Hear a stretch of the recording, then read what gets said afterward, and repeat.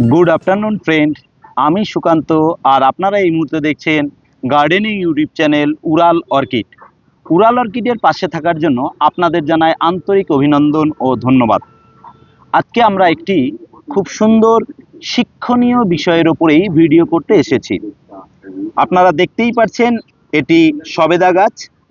সবেদা গাছের মাদার গাছটাকে একদম কাট করে দেওয়া হয়েছে, তার সঙ্গে বিভিন্ন এলা যোগ করে এটি একটি গ্রাফটিং করা হয়েছে। এই গ্রাফটিং পদ্ধতির নাম হলো ইনারচিন গ্রাফটিং অথবা অ্যাটাচ গ্রাফটিং। তো এই ইনারচিন গ্রাফটিং বা অ্যাটাচ গ্রাফটিং কি করে করা হয়, আজকে আমরা তার উপরেই একটি সুন্দর ভিডিও দেখব।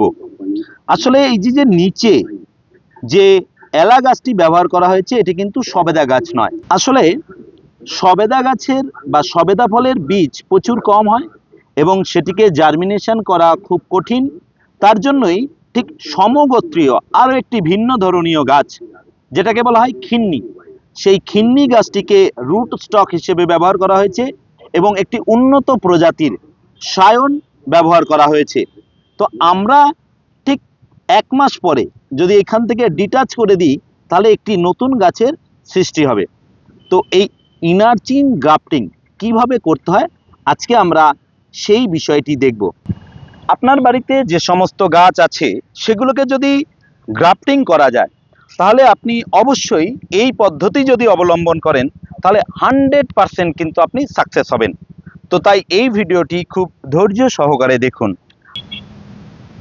আমরা এই মুহূর্তে এসে হাজির হয়েছি হুগলি ডিস্ট্রিক্টের জিরাটে, অর্থাৎ জিরাটের একটি নার্সারি, বিউটি নার্সারি, একদম প্রসিদ্ধ এবং কলমের মধ্যে শ্রেষ্ঠ নার্সারি হলো বিউটি নার্সারি। এই বিউটি নার্সারির ওনার বা প্রোপাইটার দুঃখীরাম সিং। তো এ গ্রাফটিং জগতে বিশেষ পরিচিত নাম এবং এই এলাকার একটা বিশেষ নাম হিসেবেই পরিচিত।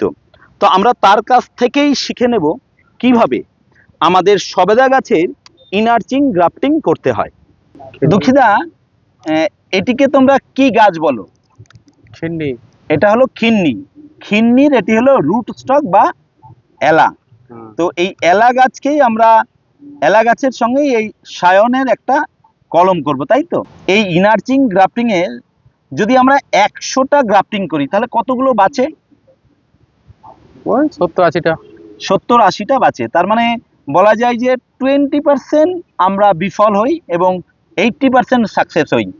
গ্রাফটিং জগতের একটি শ্রেষ্ঠ বা সবথেকে ভালো পদ্ধতি হলো ইনারচিন গ্রাফটিং বা মাতৃ কলম, অর্থাৎ মায়ের সঙ্গেই এই এলাকে টাচ করে জয়েন করানো হয়, তারপরে সেটাকে 1 বা 2 মাস পরে ডিটাচ করা হয়। আসলে আমাদের এই যে গ্রাফটিং করা হয়, এই গ্রাফটিং যখন আমরা এটা কাটবো, তো দুঃখিত এটাকে ফার্স্ট আমাদের এই এলাটাকে কিভাবে কাটতে হবে একটু কেটে দেখাও।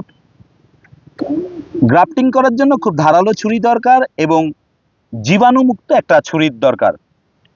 তো আমরাকে দেখুন এটিকে ফার্স্ট কেটে নিয়েছি, তারপরে দুদিক থেকে ফ্লোয়েম কলাটাকে কিন্তু তুলে নেওয়া হয়েছে, অর্থাৎ ছালটাকে কেটে নেওয়া হয়েছে।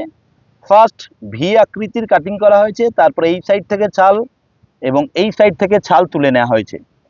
এবার এটাকে রুট স্টকটাকে কেটে নিলাম। এখানে কিন্তু কখনো, এখানে বলতে এই কাটা অংশে কখনো হাত দেয়া যাবে না। যদি আমরা হাত দিই তাহলে এখানে ফাঙ্গাল ইনফেকশানে মারা যেতে পারে।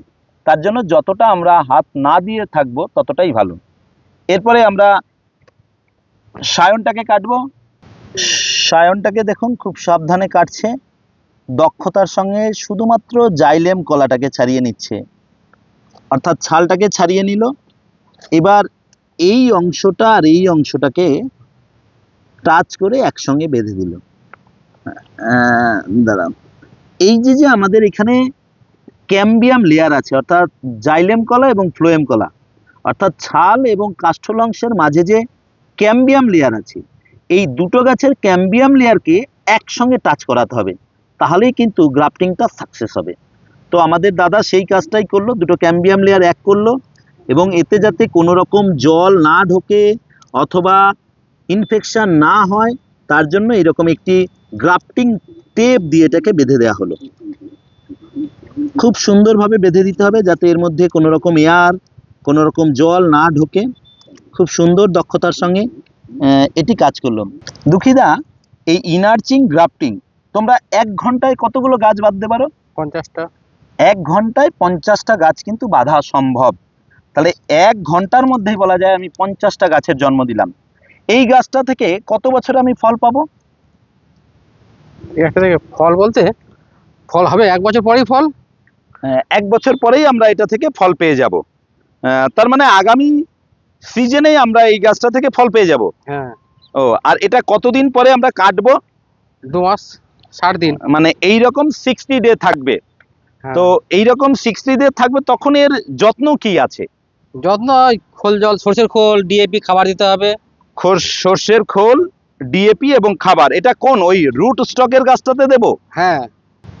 2 মাস অর্থাৎ 60 ডে পরেই আমি এই মাদার গাছ থেকে এখানে ধীরে ধীরে কেটে নেব। অর্থাৎ এই কাটারও কিন্তু একটা বিজ্ঞানসম্মত অর্থাৎ উদ্ভিদ বিজ্ঞানসম্মত সিস্টেম আছে। প্রথম এর 1/3 কাটতে হবে, তারপরে 3-4 দিন পরে আরও 1/3 কাটতে হবে, এবং শেষ 3-4 দিন পরে পুরো 100% কেটে এটাকে কিন্তু আলাদা করতে হবে। কিন্তু আমাদের নার্সারি ম্যানদের এত সময় নেই, তারা কি করে একটু বেশি দিন রেখে সরাসরি একবারে এটাকে ডিটাচ করে দেয়। এইভাবে আমরা কিন্তু ইনার্চিং গ্রাফটিং করতে পারি। আপনারাও ঠিক এইভাবে ইনার্চিং গ্রাফটিং করুন, দেখবেন আপনার একটি গাছও মারা যাবে না। অর্থাৎ আপনার বাড়িতে যে সমস্ত নতুন নতুন ভ্যারাইটির আম গাছ আছে সেই গাছগুলোকে গ্রাফটিং করুন ঠিক এই নিয়মেই। আমরা যদিও ডিটাচ গ্রাফটিং করি, ডিটাচ গ্রাফটিংয়ের তুলনায় অ্যাটাচ গ্রাফটিং অনেক বেশি ভালো, অনেক সাকসেসের মাত্রা। তো আপনারা এইভাবেই করুন, আপনার গাছকে বাঁচিয়ে তুলুন। আপনাদের এই ভিডিওটি যদি ভালো লেগে থাকে তাহলে লাইক করুন এবং প্রচুর পরিমাণে শেয়ার করুন, এবং আপনারা অবশ্যই এই বিউটি নার্সারি ভিজিট করুন। আমরা আমাদের ডেসক্রিপশন বক্সে এই বিউটি নার্সারির ফোন নাম্বার, ওনারের নাম সমস্ত কিছু দিয়ে দিলাম। আপনাদের প্রয়োজনে আপনারা তার সঙ্গে যোগাযোগ করে নিন। এখানে এইরকমই একটা নার্সারি সরাসরি, যেখানে মাদার গাছের ফল দেখে সেখান থেকেই আবার বেবি প্ল্যান্ট তৈরি করা হয়। তো তাই বলছি, আপনারা সকলেই এইরকম একটি নার্সারি ভিজিট করুন এবং এসে আপনার পছন্দের গাছগুলোকে সংগ্রহ করুন। আপনারা গাছ লাগান, প্রাণ বাঁচান। আপনি সুস্থ থাকুন, আপনি ভালো থাকুন।